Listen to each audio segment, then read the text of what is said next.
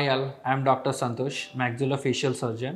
I am consultant of Occidental Clinic. Hair transplant తర్వాత చాలామంది diet గురించి అడుగుతారు.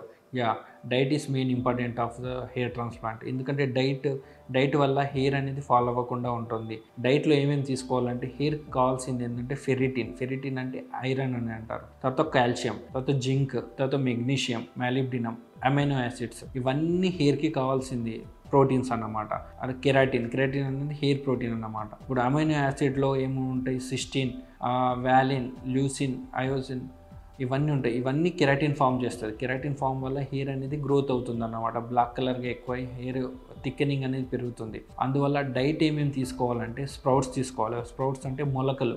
పొద్దున అలా సోక్ చేసి, చాలామంది ఏంటంటే సోక్ చేయకుండా అలా తినేస్తారు, లేదు సోక్ చేసి అలా స్ప్రౌట్స్ తినాల్సి ఉంటుంది. తర్వాత సోయాబీన్ సీడ్స్, దీంట్లో ప్రోటీన్స్ ఉంటాయి. స్ప్రౌట్స్లో కూడా చాలా ప్రోటీన్స్ ఉంటాయి. ప్రోటీన్స్ చాలా హెల్ప్ అవుతుంది హెయిర్ గ్రోత్కి.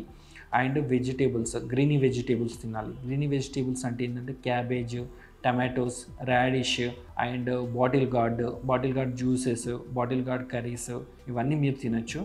అండ్ ఫ్రూట్స్లో ఏవేవి ఎక్కువ తీసుకోవాలంటే యాపిల్, కివి, పోమోగ్రానేట్స్, ఇవి చాలా తీసుకోవాలి మీరు ఫ్రూట్స్లో.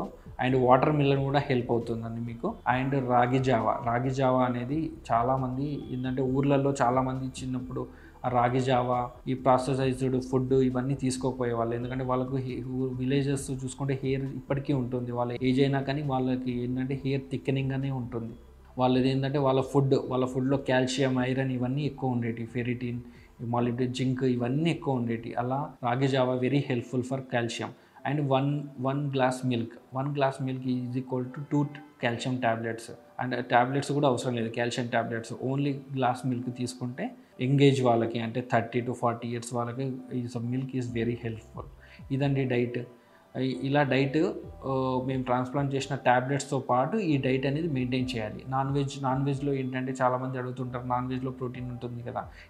Chicken is not helpful for hair growth. And mutton liver very helpful అండి.